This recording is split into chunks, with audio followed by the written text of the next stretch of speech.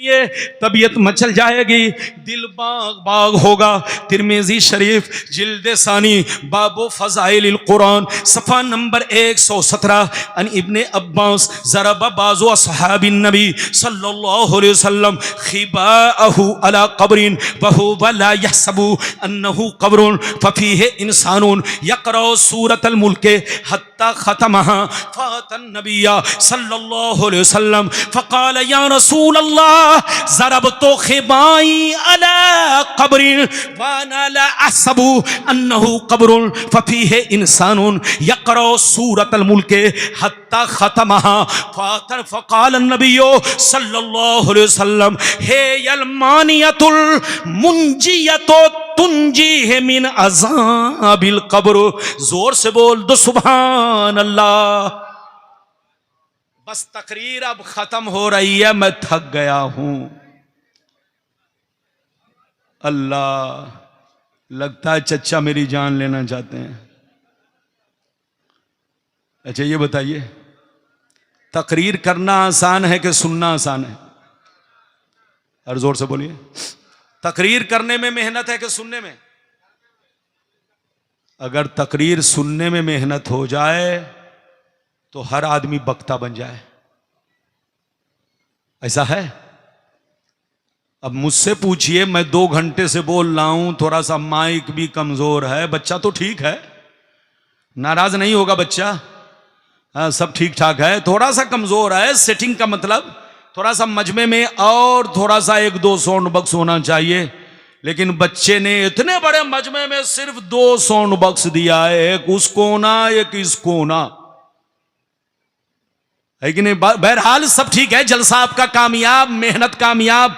बस मैंने हदीस सुना दिया, मतलब सुन लीजिए, फिर कभी मौका मिला आप जिस मौजू पर कहेंगे उसी मौजू पर बात होगी। ये जनाब हाफिज मौलाना मोहम्मद अली हसन साहब बाबू मेरे चहीते हैं, बड़े नेक, बड़े शरीफ, कम उम्र है, ज्यादा उम्र नहीं है, लेकिन इनके अंदर दीन का जज्बा है।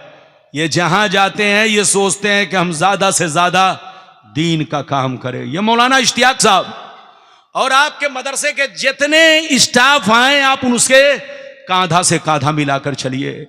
आप लोग मदरसा को हल्का मत समझिए।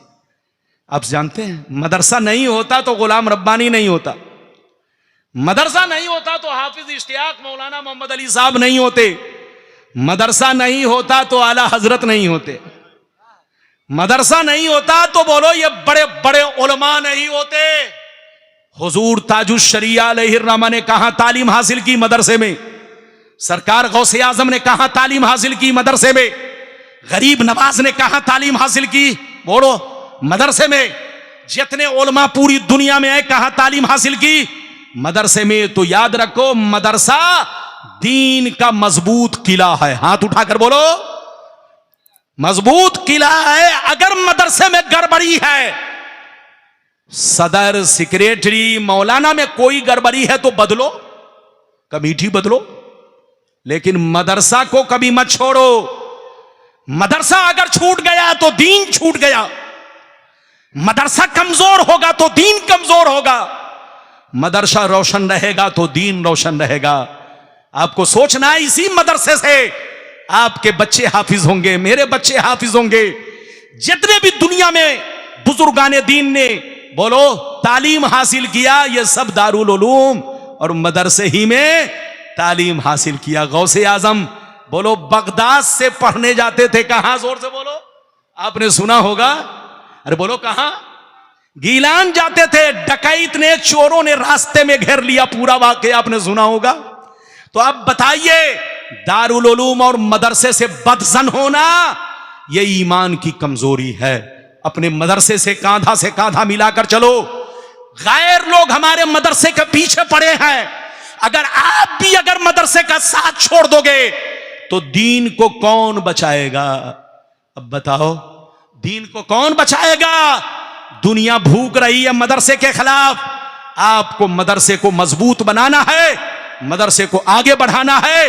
मदरसा दीन का मजबूत किला है। मदरसा अगर है तो हर जगह दीन रोशन है, और अगर मदरसा खत्म हो गया तो आपका दीन कमजोर हो जाएगा। फिर आप तरस जाओगे कि आपका बेटा हाफिज बने, आलिम बने। अपने मदरसे को आगे बढ़ाओ। मदरसे में अगर कोई कमी हो तो कमी में बदलाव लाओ। बोलो कमी में बदलाव लाओ। गुलाम रब्बानी में कोई कमी है तो गुलाम रब्बानी को मत रखो, मौलाना मोहम्मद अली साहब को रखो, मौलाना इश्तियाक को रखो।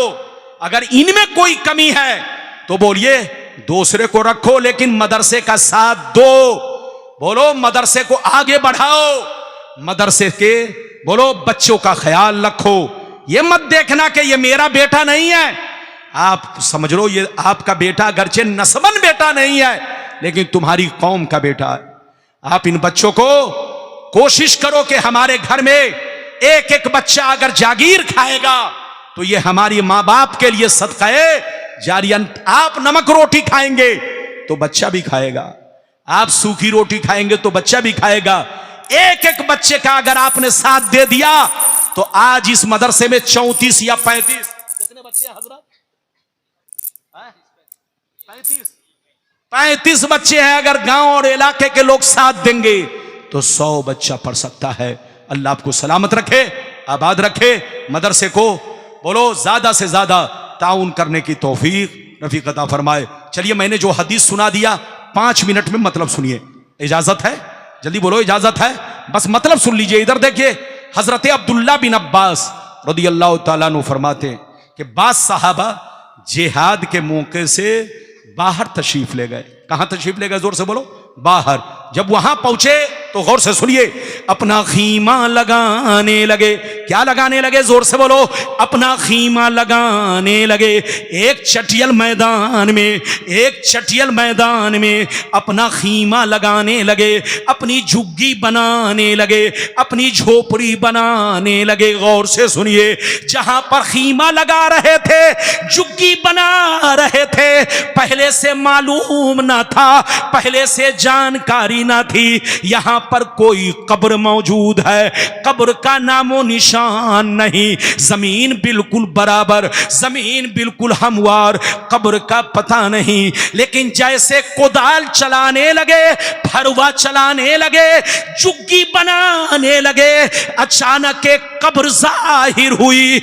उसमें एक इंसान नजर आया जो जिंदा था, झूम झूम कर कुरान के सूरह मुल्क की तिलावत कर रहा था, कुरान के सूरह मुल्क को पढ़ रहा था। सहाबा परेशान होकर आका की बारगाह में हाजिर हुए, कहने लगे या रसूल अल्लाह, आज तक ऐसा वाकया नहीं देखा, जमीन बिल्कुल बराबर, जमीन बिल्कुल हमवार, कब्र का नामो निशान नहीं। लेकिन जैसे खीमा लगाने लगे, अचानक एक कब्र जाहिर हुई, एक इंसान नजर आया जो जिंदा था, झूम झूम कर कुरान के सूरह मुल्क की तिलावत कर रहा था, सूरह मुल्क को पढ़ रहा था। इतना सुनना था, नबी ने इरशाद फरमाया, हे यलमानियतुल मुंजियतो तुंजी है मिन अज़ाबिल कब्र। नबी ने इरशाद फरमाया, ओ सहाबा, कुरान पाक में सूरह मुल्क वो सूरा है कि जो बंदा हमेशा पढ़ा करेगा अज़ाबे कब्र से महफूज रहेगा।